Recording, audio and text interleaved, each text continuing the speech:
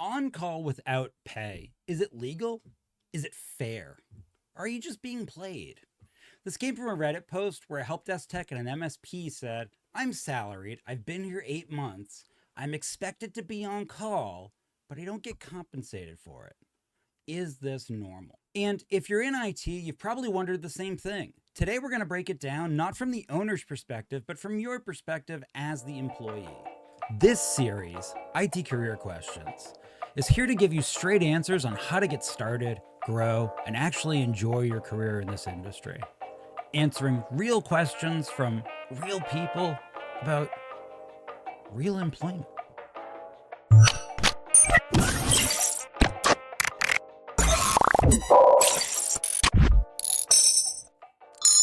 Here's the tricky part. There's no one-size-fits-all answer. I know, you've been on our MSP and our sysadmin and our IT career questions, and you've seen people very blinding with their rage and fury answer black and white answers that it's right or it's wrong, and there's one way to do it. Unfortunately, it's not quite that simple. Some setups are absolutely unfair, sometimes even illegal. Some setups are legal but feel wrong. Some setups are perfectly fair and feel wonderful, and everything in between. It is a lot of gray area. So let's start with some definitions.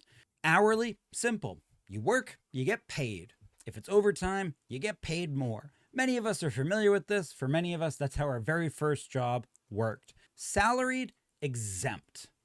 You usually, or at least intended for, higher level roles with high level salaries.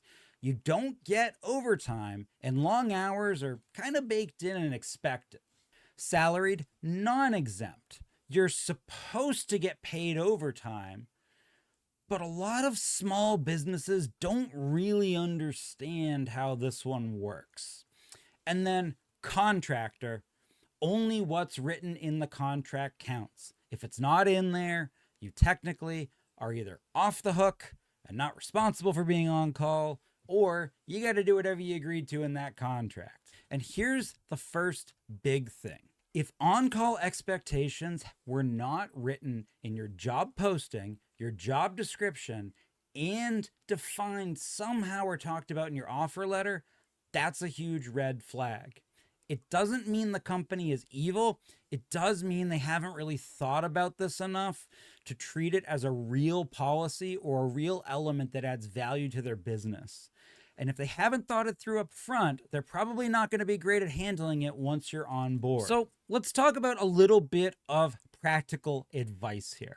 One of the first things I suggest if you are salaried, whether you are salaried exempt or salaried non-exempt, you want to ask how your salary is calculated.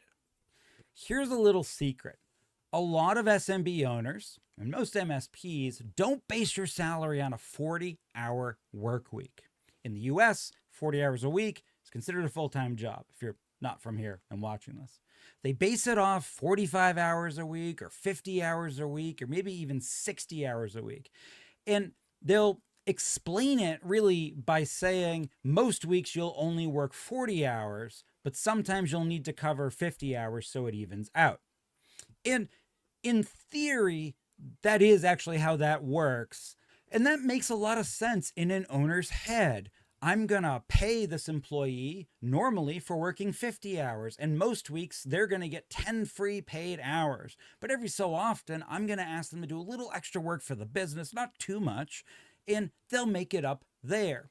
But you should know that you're actually agreeing to when they set this type of system up. That's why I want you to clarify that. How many hours is this salary based on? And how often do you expect that extra time to happen?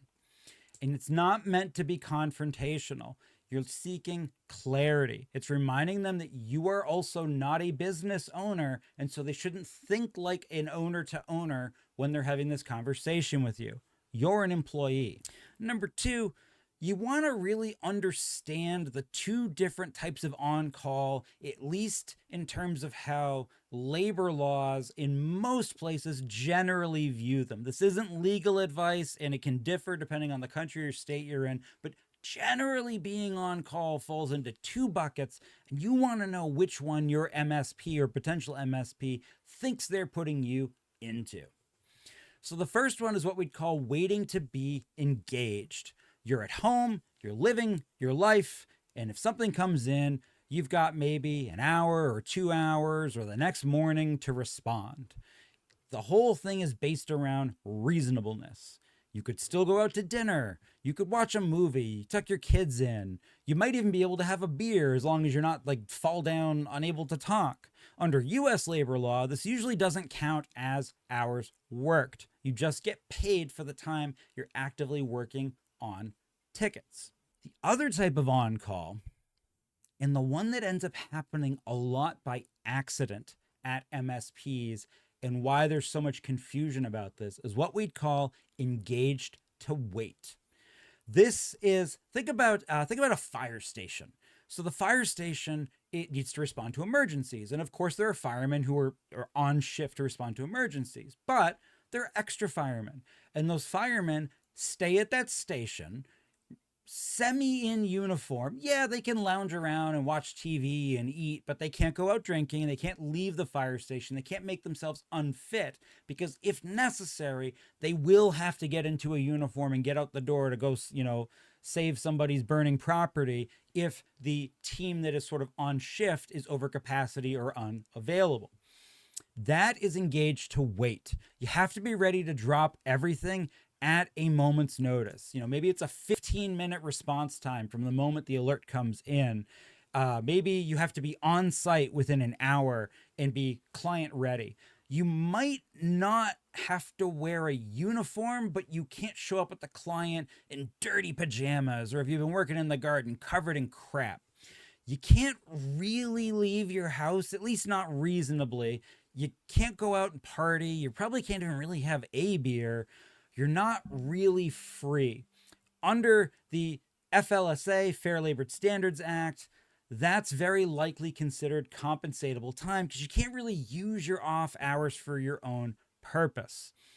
And in that model, you would be expected to be paid for the entirety of the amount of time you're engaged to wait. So if it's a Saturday and you're expected to answer alerts from 8 a.m. to 8 p.m. and you're in the engaged to wait model, geez, that's a 12-hour day you're supposed to get paid for. And that's why this distinction is really important. Free time versus tethered time. We should really say reasonable free time versus tethered time. And it's what the Department of Labor looks at. The challenge is the way it's defined, depending on your state or the Department of Labor, is a little bit open to interpretation. And that's why some setups are clearly legal, clearly illegal, and a lot of them are just gray. A lot of owners technically have you in an engaged to wait scenario, but they think it's waiting to be engaged, and they genuinely believe it's waiting to be engaged. They don't realize the situation or the expectation that they're putting you in, which is why I say it's a gray area, and it's really important to get them to define it for you. So number 3, let's talk a little bit about what fair setups look like in the MSP or sort of the critical services world. So electrical, plumbing, things like that as well. The most common compromise is going to be some sort of a stipend style pay plus some sort of pay for callout or pay per ticket or per hour actually worked. For example, maybe you're given $100 to $200 a week to carry the phone and the on-call laptop, plus maybe you then get time and a half or a set minimum for every incident you handle, something like that. More mature MSPs are simply going to account that this is a part of the cost of doing business and delivering service, and likely will not actually have an appreciable on-call rotation. They will either be fully staffed for all the hours they provide services, which really is 24/7 in a critical services company. They'll use a third-party service desk to augment, and at a mature MSP, maybe only very highly paid senior roles like a manager are really expected to sort of always be on call, and that comes with the territory and responsibility and the pay. So there are some additional legal realities in the United States you ought to know, and this is not legal advice. I'm not a labor law expert. Always check what your state rules are. In the United States, you should have in your place of office or virtually given to you when you're an employee and at a recurring period, all of the labor laws and regulations presented to you in a clearly pasted area in English, and I think now also in Spanish and maybe in some other languages as well. So this is information that should always be present and available to you. Non-exempt employees must be paid for all hours worked, plus overtime after 40 hours in a week. Some states like California require overtime after 8 hours in a day. That's why I started off saying if you're salaried, you want to figure out how many hours your salary is calculated off of, because you can ask this in the interview and figure out if your employer actually really understands their setup, which could just help you have some clarity on how much they understand about this. Not to start a fight, just so you can make an intelligent decision when you're looking at a job role. And exempt an employee, if they meet both the salary threshold and the duties test, because technically only certain types of jobs are exempt, do not get overtime. So on-call is usually unpaid unless the employer offers something extra. When I became a operations manager at our MSP, while I didn't actually need to do things 24/7, I was somewhat de facto always on call. I was not compensated extra for that, commensurate with my salary and job duties. This was fair and legal, and I knew that going into it. Comp time, which is basically time off later instead of overtime pay, which is super common, is not allowed in the private sector. If your boss is offering comp time as a substitute, that's a red flag. But I want to put an asterisk in this. There's comp time as a substitute for paying you fairly and complying with labor laws, and there's comp time to be cool, and you need to figure out which one's going on. Let me give you an example of that. So if I had an employee, whether they were exempt or not, that because I asked them to do something, had to stay late and didn't go home until 7 o'clock, where they actually left the office at 7 o'clock when they should have left at 5. Well, regardless of if they were to be paid for those 2 hours or not, I very likely would tell them, hey, why don't you come in late tomorrow and rest? Technically, that's comp time, but I wasn't offering comp time in lieu of whatever their wage requirements were. I was just trying to be cool. You got to make sure which one is happening here, and your MSP may not know which one is happening, and your boss may not know which one is happening. So use a little bit of tact when pulling on this thread and try to figure out, are they not paying me and trying to offer me extra hours as payment, which is not really above board? Or are they just trying to be really cool and they're going to pay me for what I'm owed, and they're just trying to respect the fact that I'm contributing to the business and they don't want me to get burned out, which is completely fine and also really nice of them. Minimum wage still applies. So if a stipend plus callouts works out to less than minimum wage, then averaged against your time, that could be a problem depending on where you are. Once again, please do not go running in to the office with pitchforks and tar. Every state can be different. You want to make sure how things are working. Do not assume malice where it could simply be somebody who doesn't understand. And state law really matters. New York, California, Massachusetts, where I'm from, all have stricter rules than other states. Different states define certain types and categories of work a little bit differently. Nearly every state does have some sort of definition, though, and tries to offer protections to keep employees from being taken advantage of. So what's legal in one state might be illegal in another. And if you're remote, the state that you are working from is just as important as the state the company operates in. So do a little work to educate yourself, and also talk to your employer. I guarantee you, in most cases, your employer is not trying to be malicious. They might just be incompetent. So now we get to the most challenging part of this video, how to raise this and talk about it and address it as an employee. And it's the part that you will most often see handled incorrectly on Reddit. You can't walk in and say, I deserve more money. And let me explain why you can't just go say that and expect that will work, even if you're legally correct. On-call policy affects everyone the policy applies to. So it has to change for the whole group.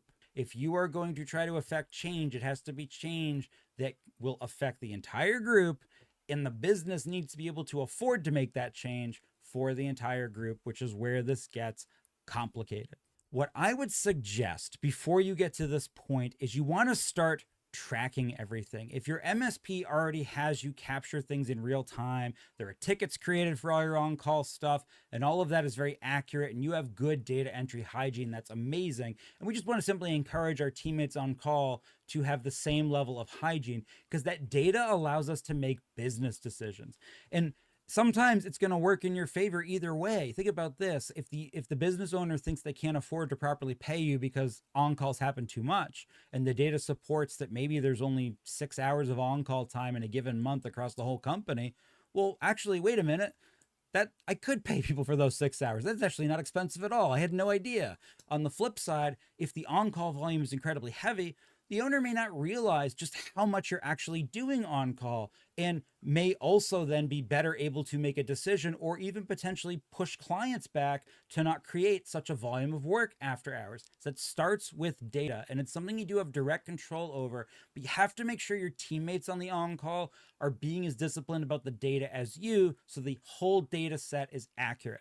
This is a situation where I would go in assuming you need to compromise before you go in, not once again because what you want to change is right or wrong, simply because especially a small business may genuinely not be able to meet you where you want to be meted instantly. So bring it to management once you have that data, and as a group you have a collective understanding, and say, here's the impact, here's how often it really happens, here are some fair options like maybe a stipend or a call out minimum, and address up front that as a group you understand that progressing towards the goal you all want, which is to be either not on call at all or 100% compensated for it, is likely not something the business can right size in that moment. So as a group, you are willing to work towards a compromise and help build the trust in the on-call process that would allow the business owner to build towards what you would like. It's a reasonable, data-driven conversation, and it's much harder for an owner to ignore. But you also understand I put a lot of that work on you, which is why this whole thing can be a little tricky. At the end of the day, your time off is your time.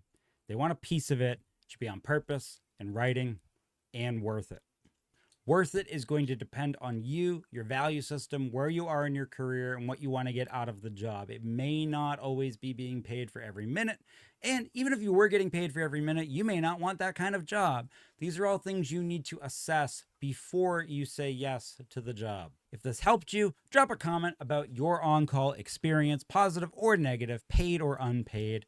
I guarantee you're not the only one wrestling with it. And hit subscribe for more talk on MSP and IT careers.